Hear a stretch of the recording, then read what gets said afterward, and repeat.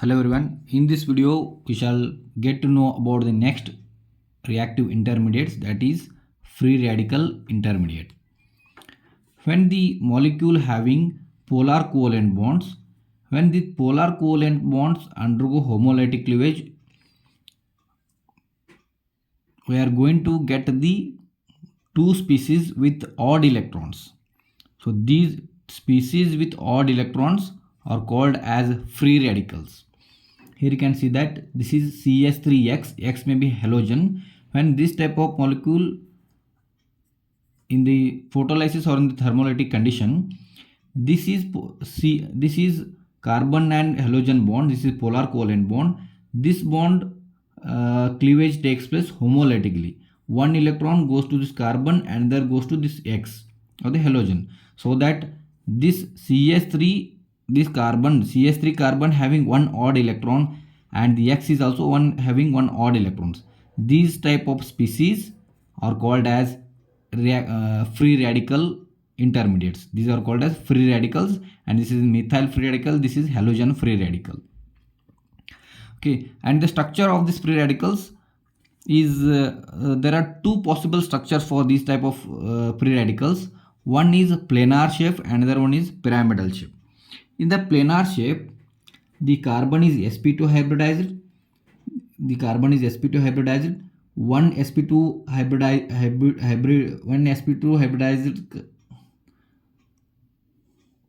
One sp2 orbital is made a bond with this hydrogen, s orbital of hydrogen, another sp2 with this hydrogen, another sp2 with this hydrogen, and this is vacant p orbital. In that free or p orbital, the odd electron will be there in the p orbital. And in the next case, that is pyramidal shape, this carbon is sp3 hybrid carbon and the free electron is in the sp3 orbit. And this is planar shape, sp2 is a planar shape and sp3 is the pyramidal shape.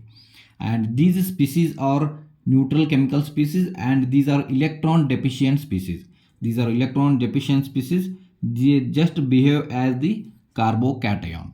And in the structure, as you know, the both the structures having free electrons, unpaired electrons or the odd electrons, hence these can show the paramagnetic properties. The free radicals are having unpaired electrons, hence these are paramagnetic.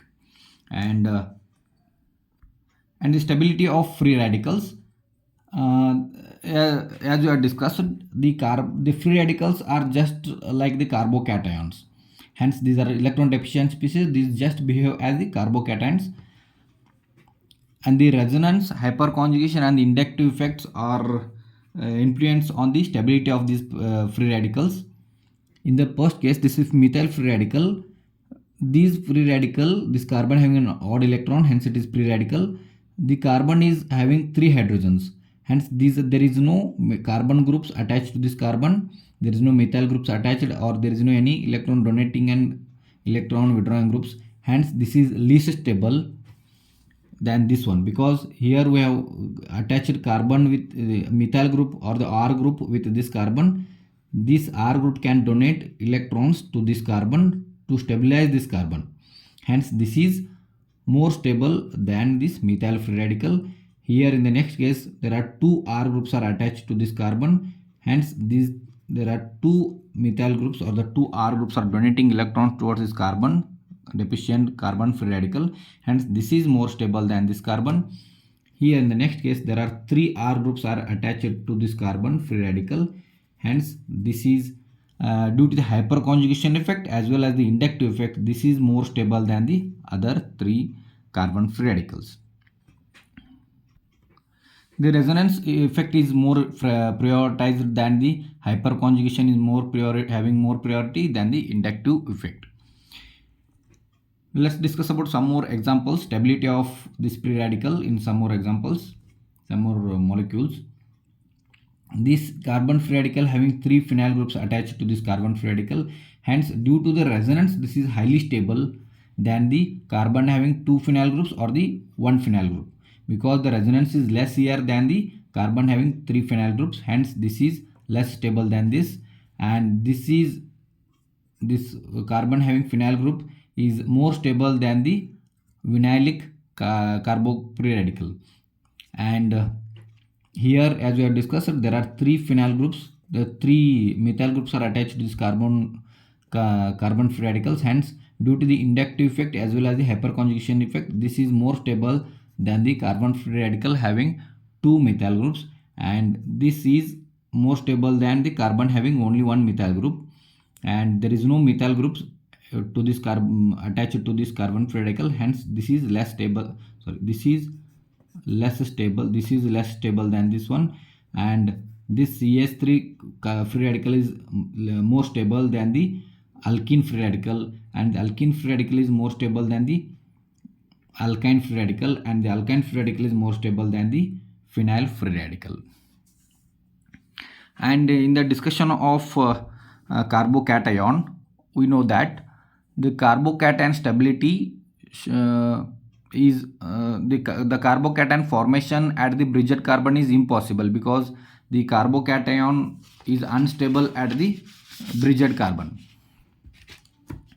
Carbocation is unstable at the bridged carbon, hence there is no formation of carbocations at the bridged carbon. Due to the structure of carbocation is planar, hence it is unstable at the bridged carbon. But in the case of free radicals having two possible structures, one is planar as well as the pyramidal structure. Hence the formation of free radical at the bridged carbon is also possible, unless in the carbocation the free radicals can be formed at the bridged carbon. These are the two examples where you can find the free radical formation or the stable free radical formation at the bridged carbon. This is the difference between the carbocations and the carbon free radical.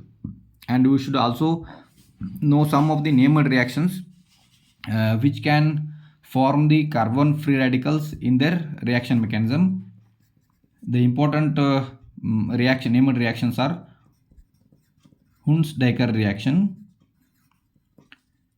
Hunsdaker reaction is how the formation of intermediate free radical intermediate takes place in this Hunsdaker reaction. And another name is Kolbe's electrolytic reaction, electrolytic method or electrolytic reaction. And the next one is Gomberg reaction, and the Sandmeyer reaction.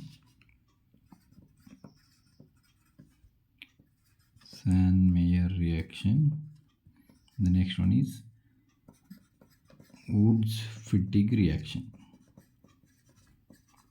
Okay, these are these important reactions which have the carbon free radicals in their mechanism. Okay, thank you.